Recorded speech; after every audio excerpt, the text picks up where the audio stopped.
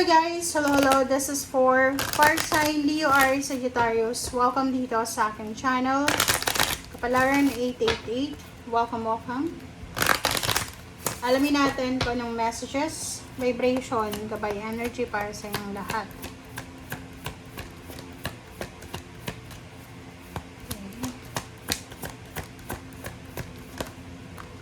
Okay, first card natin for sign is Lovers, number 15, number 6. So, your focus sa love life mo. Maybe there's a new love life na magbo-blossom. If you're in current situation, current love life na, pwedeng may mga development, level up ng love life. May wedding or anything na parang related sa love life. Another is poverty. Sinasabi ng baraha sa'yo dito na may mga fire sign, Leo, Aries, Sagittarius na posibleng mag-asawa sila. Maybe you are partner sa relationship, sa love life, partner sila sa negosyo, or kung ano man ang partnership na meron kayo, posibleng meron kayong pinagdadaanan na financial problem sa dalawang araw nito. So, possible na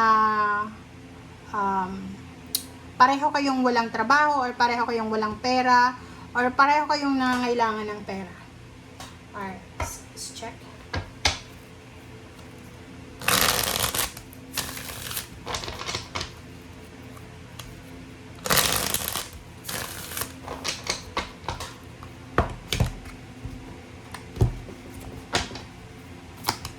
Okay, Ace of Cups, the Emperor, Ten of Pentacles. Ang ganda ng baraha mo, fire sign. Okay. Okay, fire sign Leo or Sagittarius. Kung makikita mo dito, sinasabi ng baraha sa'yo na isang napakagandang balita ang posibleng darating sa'yo. So, there's a good news coming para sa'yo. And, ang good news na to ay posibleng, like for example, salary increase, higher position, natanggap ka na sa ina-applyan mo or whatever man. And, posibleng kung trabaho man yan, malaking pera yung offer sa'yo. Okay? Another is, sinasabi ng baraha sa'yo na isa sa rason kung bakit sobrang masaya ka, it's because of financial stability.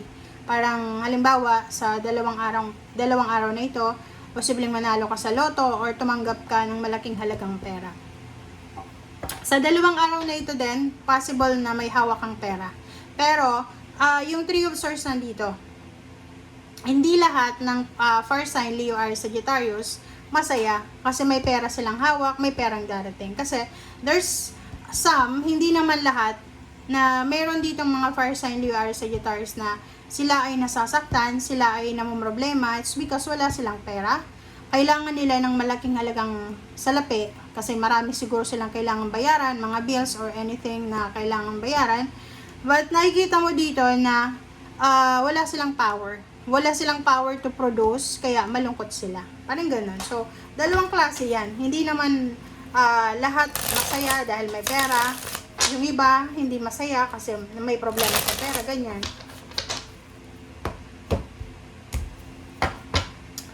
Okay. Ace of Cups.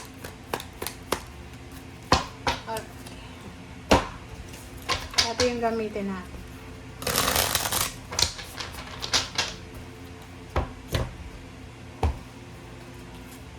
Okay, Ace of Cups.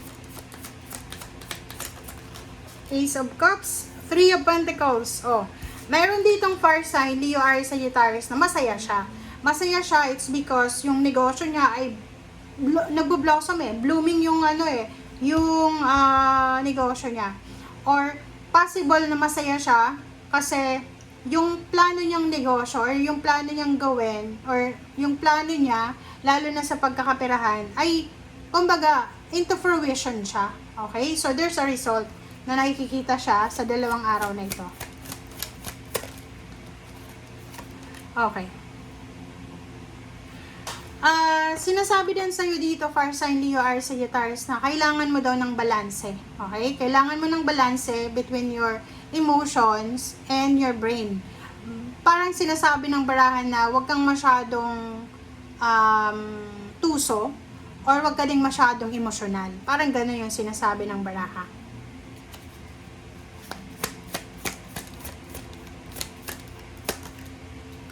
Okay, Four of Pentacles.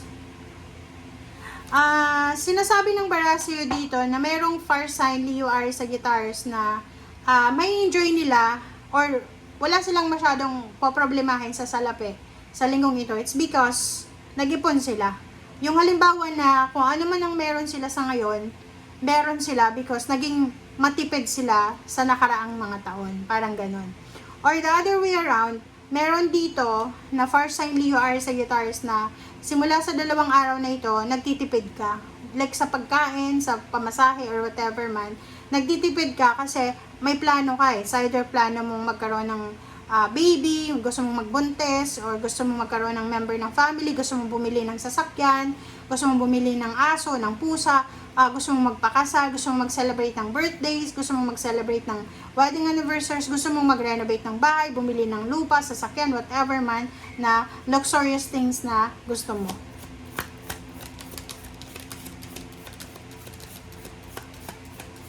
Okay, King of Pentacles. Okay, King of Pentacles and Nine of Swords. So, yun. Ang nakikita natin dito, meron ditong fire sign, Leo, Aries, Sagittarius, na hindi siya makatulog. Hindi siya makatulog sa gabi kasi namumroblema siya sa pera. Namumroblema siya kung ano ba yung gagawin niya sa salapi na hawak niya. Sa either marami siyang pera or wala siyang pera. Okay? So, dalawa lang yun. It's either nag-aalala siya kung anong gagawin niya sa perang niya or sa business niya kung may business siya.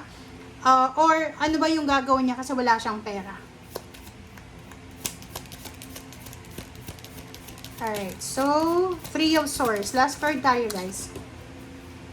Ayun. Isa sa rason kung bakit nasasaktan ka, sobrang disappointed ka, sobrang nangihinayang ka. Disappointed, nangihinayang, nag-aalala. It's because marami kang plano na posibleng hindi matuloy. Marami kang plano, lalo na sa trabaho. Tingnan mo.